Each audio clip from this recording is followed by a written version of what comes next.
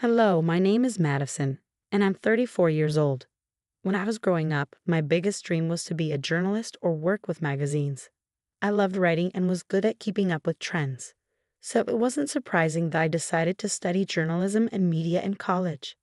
After I graduated, I worked for several companies, but none of them were the big famous ones. I didn't mind because I was doing what I had always dreamed of. Eventually, I got a job at a pretty big company and felt like I had finally made it. A few years after I graduated college, when I was about 28, I met my husband, Scott. Scott's family was pretty wealthy and had their own business. I'm mentioning this because his mother, Tricia, always disliked me and insulted me. She thought I wasn't good enough for him and that I shouldn't have married him. Scott and I dated for about 3 years before we decided to get married. As I mentioned, Scott's mom, Tricia, didn't like me. She always put me down and made fun of me for working at a magazine and having a journalism degree. At first, her behavior really hurt me because no one should be treated like that. But for some reason, Tricia thought it was okay to treat me that way. Scott always defended me against his mother. His dad, Fred, also stood up for me whenever he heard Tricia's remarks. I was thankful for both of them. As time went on, I started to get used to Tricia's insults. Scott even suggested that we limit contact with her. But I didn't agree. Scott worked with his dad, and if he stopped talking to his mom, it could make things awkward for Fred. Fred was a wonderful person, and I didn't want to put him in a tough spot. I also didn't want Scott to cut off his family because of me. I learned to deal with it mostly because we only saw Tricia twice a month at most. But things changed when Fred had to go overseas for a business project. Tricia didn't want to be alone, so Scott and I agreed to let her stay with us until Fred returned. I had a bad feeling about it, but I believed that family should always come first. Living with Tricia was really tough. She constantly nitpicked and criticized everything I did, and the insults never seemed to stop. But I could handle all of that as long as she didn't actually harm me. However, everything changed during one week that turned out to be really difficult. I had a major presentation coming up at work. We were redesigning a section of our magazine, and I was responsible for making it great. This presentation was crucial because it would determine if I got a promotion, but Tricia didn't understand why it was so important. I don't think knowing would have changed her opinion of me anyway. Since Tricia was staying with us, she saw how stressed I was about it. The night before my big presentation, I was talking to Scott about how nervous I felt when she overheard us. She walked into the living room and decided to share her thoughts. "This is a big deal. All the top bosses will be watching me. I can't imagine how scary this must be for you. I'm glad you had it easier with your business, but this is such a different game. I'm so scared of messing everything up." "Don't say that. You'll do great." I wish I could believe that. I just feel so unsure of everything. What if I mess up the presentation? I couldn't help but overhear you both talking. "Mom, we're having a private conversation." "Well, Madison, I just wanted to say that you have nothing to worry about. You probably don't have the skills for this, so you'll probably do badly tomorrow." "Excuse me?" "Just treat it as a chance to quit your job and be a housewife. Then maybe you'll be good enough for my son. I can't believe he married a journalist." "Mom, you're crossing a line. Leave." "You know what? I don't have time for your nonsense, Tricia. I have bigger things to worry about than your opinion of me and my relationship with your son." "How dare you talk to me like that?" "So it's fine for you to talk to me that way, but not the other way around." "Scott, say something. Your wife is disrespecting your mother. She's just standing up for herself. I don't see anything wrong with it. She's manipulating you. Look at how easily you can turn your back on family. Madison will regret this." I was furious at Tricia for barging into Scott's and my conversation and insulting me so blatantly. Scott tried to apologize for his mother's behavior, but I stopped him. He wasn't responsible for her hurtful words. After that, we decided to call it a night and went to sleep. I was too focused on everything else to even think about Tricia's threat towards me. I figured she would just continue tormenting me, which honestly, I didn't care about at that moment. Dealing with her could wait until after my presentation. The next day, I hurried into work with my laptop, ready for my presentation. But when I opened it, I realized something was terribly wrong. All the files on my desktop were gone, and my laptop had been reset. I started to panic. I had emailed the presentation to myself, so I tried to calm down. But when I logged into my email, I saw that all my emails were deleted, even from the trash. My heart sank and tears filled my eyes. I felt an overwhelming fear. I had to explain everything to my boss, who was not happy. He yelled at me for a while before telling me not to bother with the presentation because he had someone else do it in case I messed up. I knew then that any chance for me to advance in the company was gone.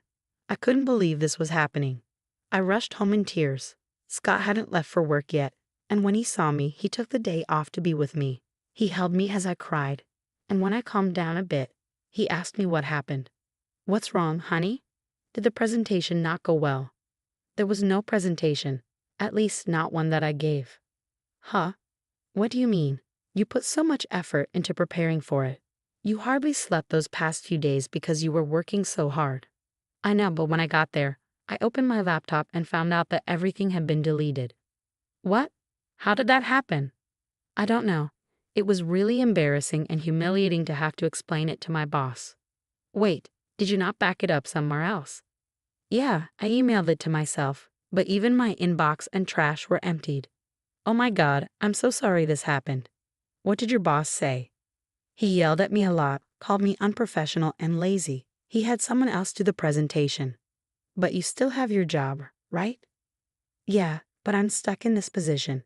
I can't move up or get promoted. I'm done here." "Don't worry, honey. You'll find a better job. I'll be here for you through it all. Just keep working here until you're ready to leave." "Yeah, I'll give my notice now. I can't believe I worked so hard for this, and just when I was close, it slipped away." I felt really down after that. I take pride in doing well on my projects, so what happened was really tough for me. It was traumatic, to say the least. I wasn't given any more important work at my job. I held off on quitting, but after another week, I knew it was time. I handed in my notice and waited for my time to be up. Through it all, Trisha seemed strangely happy. She saw me crying once and made remarks about how she knew I would fail. At first, I was mad at her, but then I started thinking about her behavior. Maybe she was happy because she thought I would finally become a housewife, or maybe she was happy because she had something to do with my career falling apart. I can't quite explain it, but I had this gut feeling that Trisha had something to do with my laptop troubles. I wanted to talk to Scott about it, but I needed evidence first. So I decided to set up a hidden camera in the office to catch Trisha in the act. I ordered a camera disguised as a smoke detector and installed it on the ceiling. I connected it to my phone and got ready to implement my plan. The next step was to somehow let Trisha know about my upcoming presentation. That wasn't too hard. I just paced around the office looking worried. Scott was still at work, unaware of what I was doing.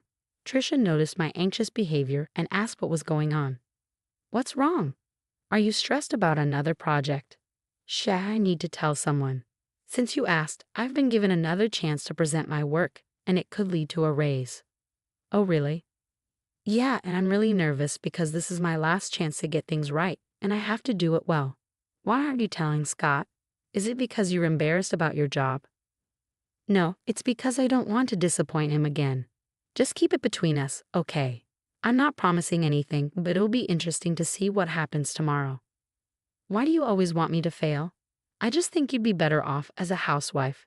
It's less embarrassing than what you're doing now." "I don't have time for this, and I don't care what you think. Please leave me alone so I can practice my presentation before Scott gets home." Trisha left, but not before giving my laptop a look and smirking at me. I had a feeling something was up. I stayed in the office a little longer, only leaving when Scott came home. Trisha didn't mention my presentation, but she kept smirking at me during dinner. After we went to bed, I checked the footage from the hidden camera on my phone, keeping an eye out for any movement. Scott and I watched a few episodes of our favorite TV series as usual. There wasn't any action until midnight when Trisha entered the office. I quickly showed Scott what was happening on my phone. He seemed puzzled at first, but then he saw Trisha messing with my laptop until it shut off and restarted. Scott looked at me shocked. I explained what I had done, and he was furious with Trisha. Trisha was still in the office, snooping through my files. Scott got up and stormed into the office. He flung the door open, and Trisha looked startled when she saw him. Scott tried to stay calm and asked her what she was doing. "What are you doing in here, Mom?" "Oh, nothing." "Really? Then why is Madison's laptop still open?" Are you accusing me of going through her stuff? I think you did more than that, Mom. Firstly, I came in here because I thought this room needed tidying up. And secondly, you know your wife isn't forgetful. She wouldn't leave her laptop open. You wanted to clean the office at midnight, and don't talk about Madison like that. Don't talk to me like that. I'm still your mother. Yeah, my mother who loves to hurt and sabotage my wife. What are you saying? We caught you on camera resetting Madison's laptop. You were spying on me? No, we just wanted to make sure that what happened to Madison wouldn't happen again. That's disgusting. How could you film me without my consent? I didn't put cameras in your room. I put one in my office, and you went in there without my permission. And even if it was wrong, it's nothing compared to what you did to Madison. I want you out of our house tomorrow. But I'll be all alone, Trisha protested. I don't care. I don't want to talk to you. The next morning, Trisha tried to delay things by helping with breakfast and washing dishes, but Scott wasn't having it. As soon as she finished, Scott came down with her bags and told her he'd packed for her and ordered her an Uber. Trisha pleaded with him to let her stay, even crying, which was unusual for her as she usually made others cry. Scott ignored her and went to our room. Trisha turned to me and started yelling, blaming me for setting her up. I told her if anyone should be yelling, it's me. She's lucky I haven't shared the footage with her friends and family. If they knew what she did to me, she'd lose them all. That shut her up pretty quickly. After Trisha left, I felt a weight lifted off my shoulders. Though I was still upset about my job situation, I knew I could bounce back and do even better. Scott was my biggest support throughout everything. Once my notice period ended, I took some time off to rest and figure out my next steps. Over the next few months, I took courses in different areas of my field. I knew if I focused on a specific niche and found the right job, I could achieve a lot more. I didn't want to expose Trisha, but after years of her putting me down, I wanted to show her what I was capable of. I wanted to reach heights even she hadn't seen. With Scott's help, I got recommendations in various places. Being wealthy also meant having many connections, which was a huge advantage. With my experience and Scott's support, I landed the role of chief editor at a major magazine known worldwide. The work was tough, but it was worth it. Somewhere along the journey to becoming chief editor, I forgot about my desire to show Trisha what I was capable of.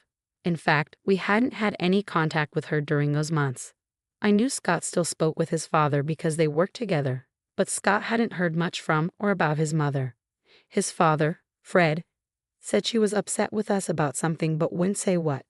At least Trisha took my warning seriously, but I knew I'd have to see her eventually, and it turned out my company was throwing a huge party with lots of big names invited, including Trisha and Fred.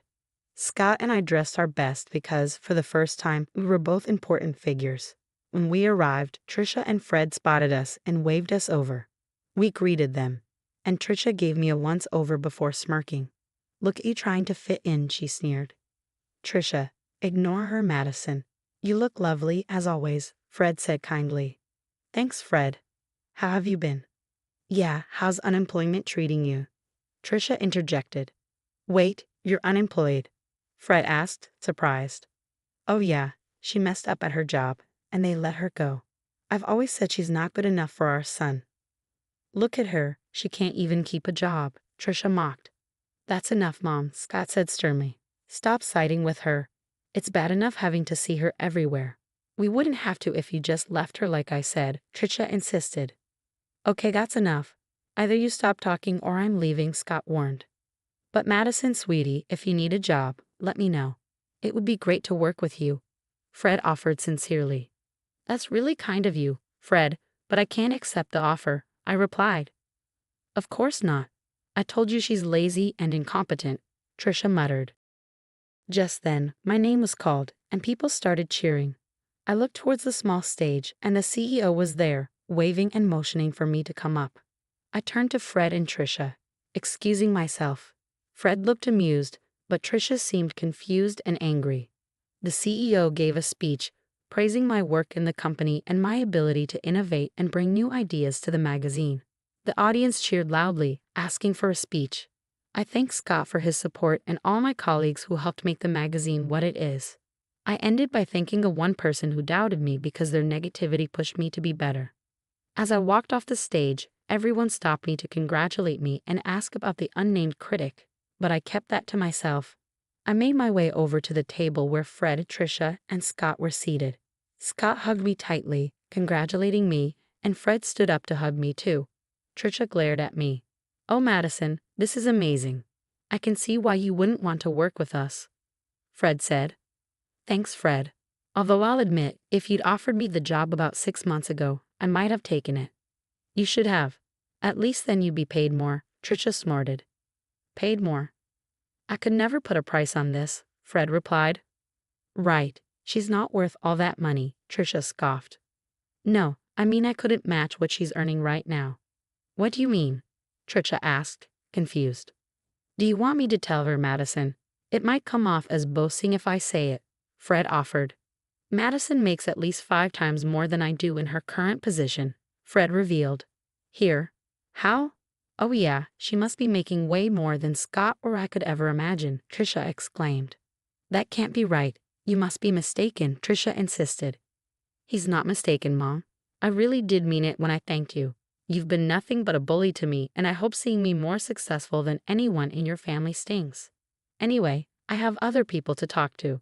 Excuse us, Trisha. Fred, feel free to join us anytime." "Goodbye," I said as Scott and I left a stunned Trisha at the table. Fred laughed and raised his drink to me as Scott and I walked away. I'd never felt more alive and satisfied. It was an incredible accomplishment, and I'm grateful to Scott for his support. Thanks for listening.